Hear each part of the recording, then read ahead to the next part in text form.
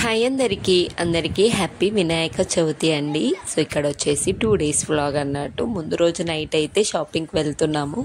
And మీరు ఎలా చేసుకున్నారు వినాయక చవితి? సరే అయితే మాది చాలా బాగా జరిగింది.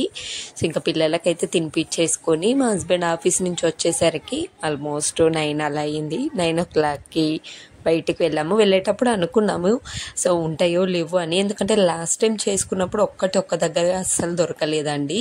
సో అందుకే అనుకున్నాము ఏమేమి ఉంటాయో ఎక్కడెక్కడ వెతకాలో కనిపించవు కదా, సరే చాలా రష్ ఉంటుంది ఇప్పుడు రోడ్స్ కూడా అనేసి ఇంకా పిల్లలకైతే తినిపించుకొని వెళ్తున్నాను.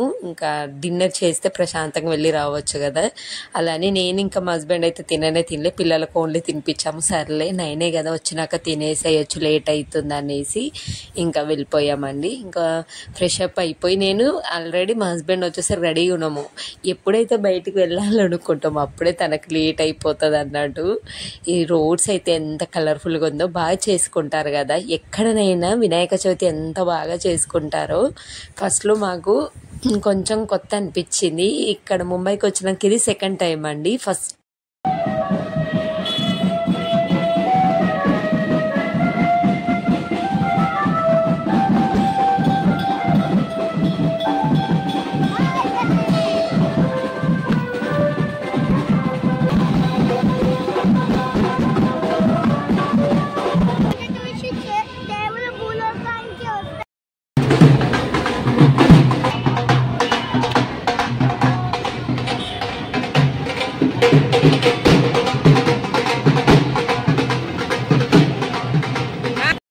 ముంబైకి వచ్చిన ఒక 10-15 daysగా ఫస్ట్ వినాయక చవితి జరిగింది. ఇంకా మేము రూమ్స్ అవన్నీ సర్దుకోవడం ఏం లేదని అప్పుడు పెట్టలేదు, అది ఒక్కసారి మిస్ అయ్యింది అనుకుంటా మా మ్యారేజ్ అయిన దగ్గర నుండి.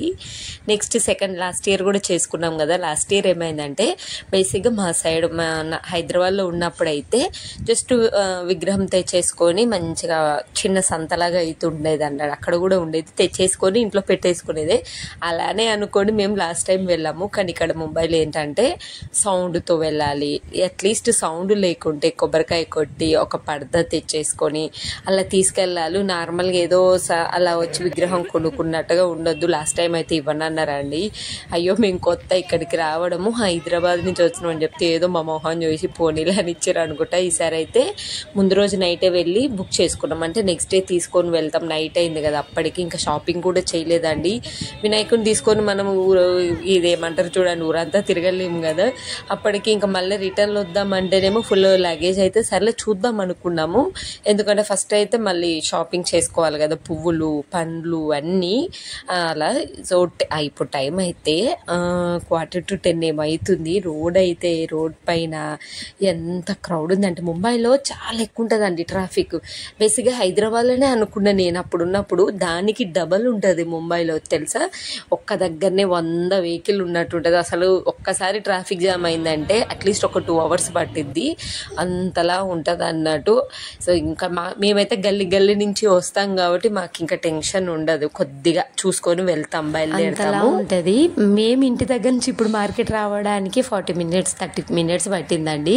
సో ఇంక ఇప్పుడైతే ఇంకా ఫెస్టివల్ మూడ్ ఉంటుంది కాబట్టి ఫుల్ రష్, అండ్ రావడమే లేట్ అయింది. బట్ అన్నీ ఒకే దగ్గర బాగా దొరికినాయండి. పోయినసారి అయితే ఎందుకో నాకు వెతికినట్టు ఫీలింగ్ వచ్చింది. ఈసారి అయితే అన్ని పక్కనే పువ్వులు పండ్లు వినాయకునికి కావాల్సినవి ఇవన్నీ కూడా ఇతను పెట్టేసుకొని ఉన్నారు. నాకైతే మంచిగా అనిపించింది, అమ్మయ్య టైం సేవ్ అయిపోయింది అనిపించింది. అరిటాకు చూసారు కదా ఎంత ఫ్రెష్గా ఉందో, అబ్బా అనిపించింది.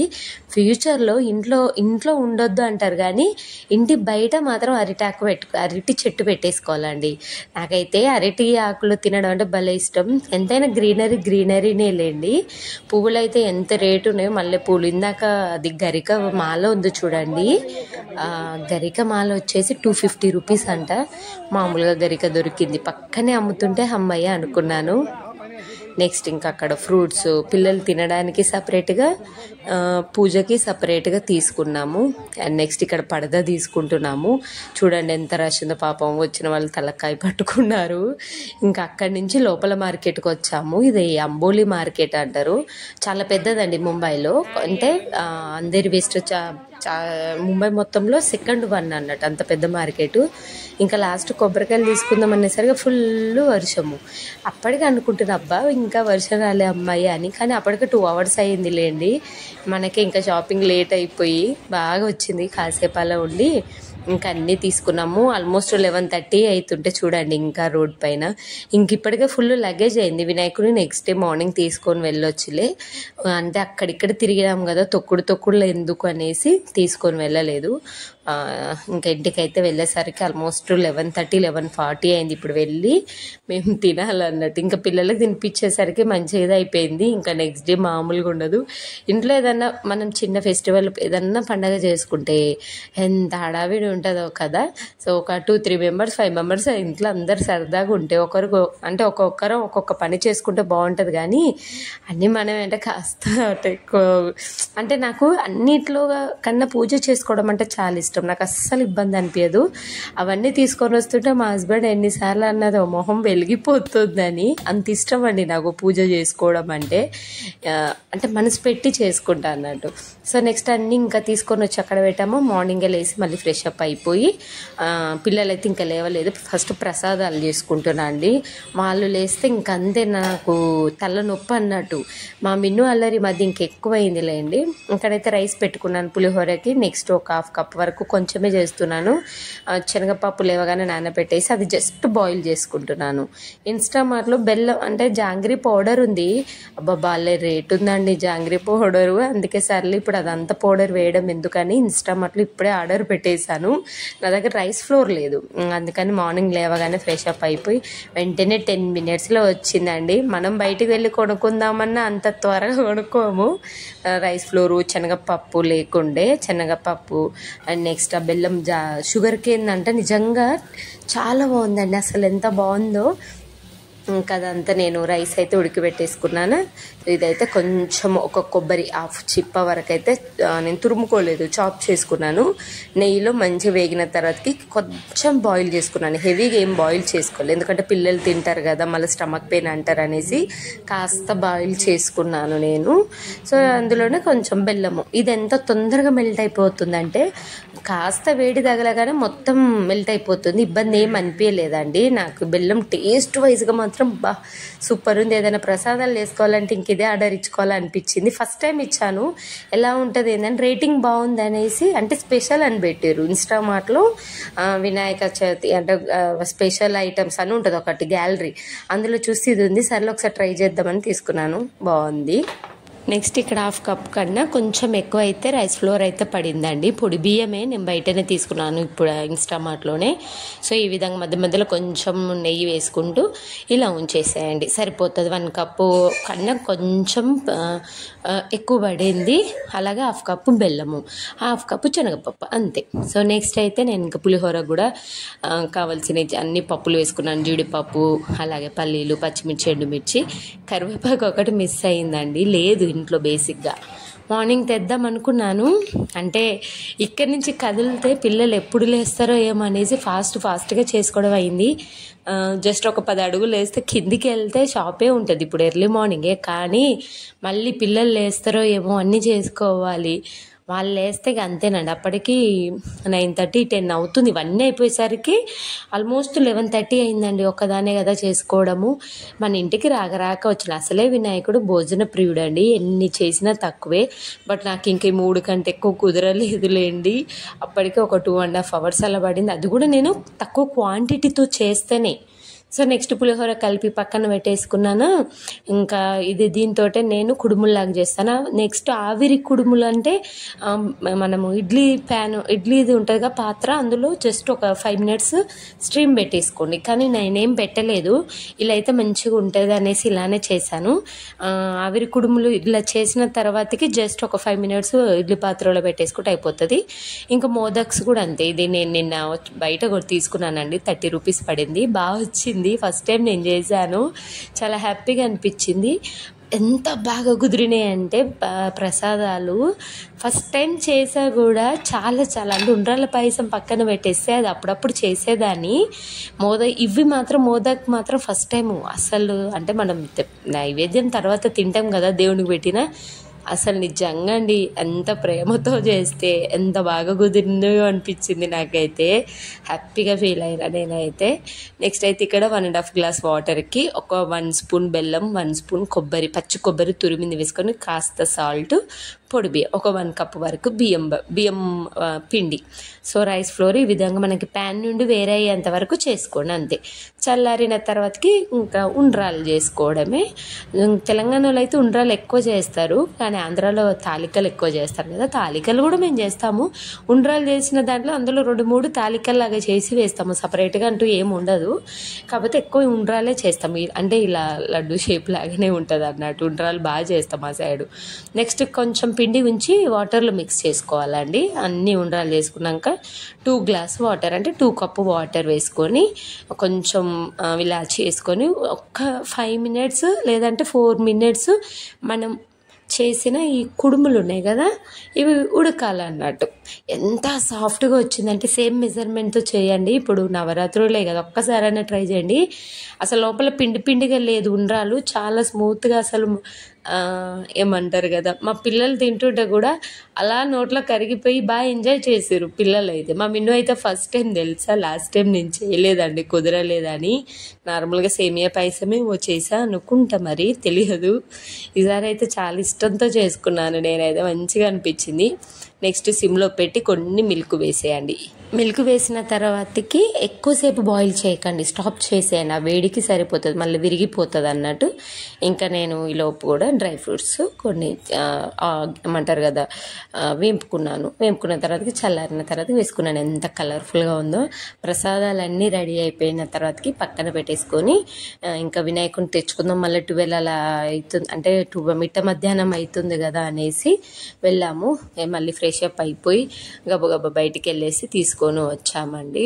ఇంకా సౌండ్స్ అంటే ఏం లేదు, నార్మల్గా ఇంకా అక్కడ కొబ్బరికాయ కొట్టేసి తీసుకొచ్చుకోవాలి. ఇంకా అక్కడ కొబ్బరికాయలు కూడా ఉంటాయి లేండి మనకు కావాలంటే. ఇంకా వచ్చి తీసుకొని వెళ్తూనే ఉన్నారు. ముంబైలో అంటే మేము హైదరాబాద్లో ఉన్నప్పుడైతే ఎర్లీ మార్నింగే పెట్టేసుకునేది. ఇక్కడ ఏంటంటే నైట్ పెడతారండి. సర్లే ఇంకా నా మార్నింగ్ అయినా నైట్ అయినా ఎప్పుడైనా ఆ రోజు పెడితే సరిపోతుంది కదా. పిల్లలతో నాకు కూడా ఈవినింగే అయిపోయింది ప్రసాదాలన్నీ చేసుకొని. ఇప్పుడు వెళ్ళి మిట్ట మధ్యాహ్నం కూడా ఇంట్లో ఏమంటగా ప్రతిష్ఠించలేము కదండి. తీసుకొని వెళ్ళి ఇంట్లో పెట్టేసుకొని ఫస్ట్ అయితే ఇంకా కాస్త పిల్లలకి ఏదో ఒకటి లంచ్ అలా తినిపించేసి పప్పు చేశాను. అది తినిపించేసిన తర్వాతకి మంచి ప్రశాంతంగా మళ్ళీ ఈవినింగ్ ఫ్రెష్ అప్ అయిపోయి పెట్టేసుకోవచ్చులే అనిపించింది. సో నాకు కొంచెం కొద్దిగా టైం దొరుకుతుంది పిల్లలకి తినిపించడానికి, వినాయకుడిని ప్రశాంతంగా పెట్టుకోవడానికి. అండ్ ఇక్కడ కూడా ఈవినింగ్ పెట్టేసుకుంటారు కాబట్టి ఇంకా ఈవినింగ్ పెట్టేసుకోవచ్చులే అన్నట్టు కదా. నెక్స్ట్ అయితే ఇంకా తీసుకొని అక్కడ కొబ్బరికాయ కొట్టి వెళ్ళి తీసుకొని వెళ్తున్నాము. ఎంత హ్యాపీగా అనిపించింది. మా పిల్లలు అయితే దారి పొడుగు జై జై అనుకుంటూ వచ్చారు.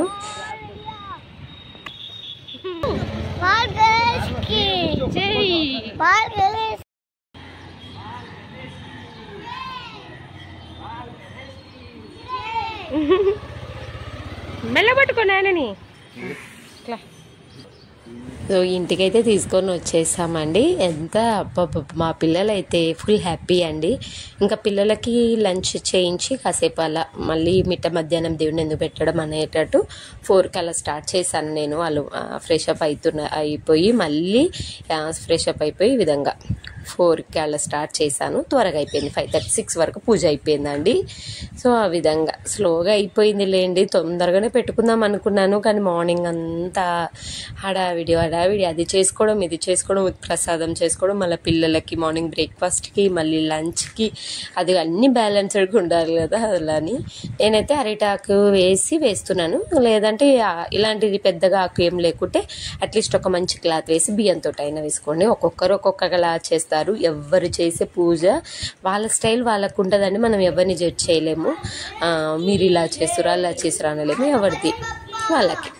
నెక్స్ట్ ఇంకా ఫైనల్లీ మంచిగా ఈవినింగ్ కరెక్ట్ టైంకి ఈవినింగ్కి విగ్రహాన్ని పెట్టేసుకున్నాము. అంత ఉన్న కొంచెం ప్లేస్లోనే బుజ్జిగా ఎంత హ్యాపీ. మా పిల్లలు అయితే మామూలుగా హ్యాపీ కాలే. ఇంకా మా పెద్ద బాబు అయితే హడావిడి, మా పెద్దోడు అయింది కదా కొంచెము, ఆ బుక్ పెట్టాలి ఈ బుక్ పెట్టేసుకోవాలి నేను అది పెట్టేసుకోవాలి అనేసి అంటే ఎంతైనా తెలుస్తుంది కదండి, కొంచెం పెద్ద అవుతుంటే బాగా ఎంజాయ్ చేసిండు అన్నట్టు.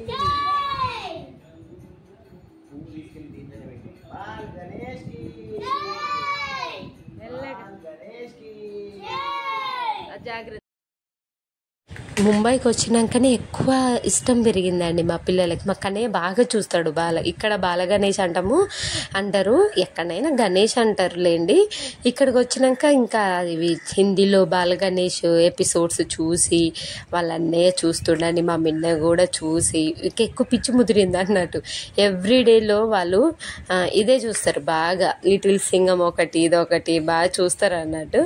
మంచిగా అనిపించింది. అదేంటో ఏమో, ఆల్రెడీ మనము అన్ని అంటే మన ఇంట్లో నార్మల్గా పూజ చేసుకున్నప్పుడు వినాయకుని ఫోటో ఖచ్చితంగా ఉంటుంది. అది అది చూసినా కూడా అంటే అది ఉన్నాక కూడా అదొక ఆనందం కదా. వినాయక చవితి వస్తే విగ్రహం పెట్టుకుంటే ఆ ఫీలే వేరుంటుంది. ఫుల్గా పాజిటివ్ వైబ్ బాగుంటుందండి మంచిగా. ఈవినింగ్ అయింది కదా, కింద సౌండ్ రావద్దు, ఇట్లా కొబ్బరికాయ కొట్టినట్టు సౌండ్ వచ్చినా కూడా కంప్లైంట్ ఇస్తారు. అందుకే మేము అలా ఏమంటారు కదా, ఈ రోలు ఉంటుంది చూడండి, దాంతో కొట్టేద్దాం అన్నట్టు. అది కొబ్బరికాయ కొట్టేది ఉంది. అది ఏమైందంటే మా పిల్లలు లాస్ట్ టైము అటు ఇటు అనేసి విరగ్గొట్టేసిరండి. మొత్తానికైతే సక్సెస్ఫుల్గా మాకు వచ్చినట్టు సంతోషంగా హ్యాపీగా చాలా బాగా అయింది ఈసారి వినాయకుని పూజ. సో చాలా పిల్లలకి మంచి చదువు, వాళ్ళ విద్య, ఆరోగ్యం, ఐశ్వర్యం మా పిల్లలతో పాటు మీ పిల్లలకు కూడా రావాలని మనస్ఫూర్తిగా కోరుకుంటూ once again happy Vinayaka Chavithi. చాలా డేస్ అయింది కదా లాంగ్ వీడియో పెట్టక, ఇది ఒక మెమరబుల్ అండి, అందుకే పెట్టేశాను. ఓకేనా.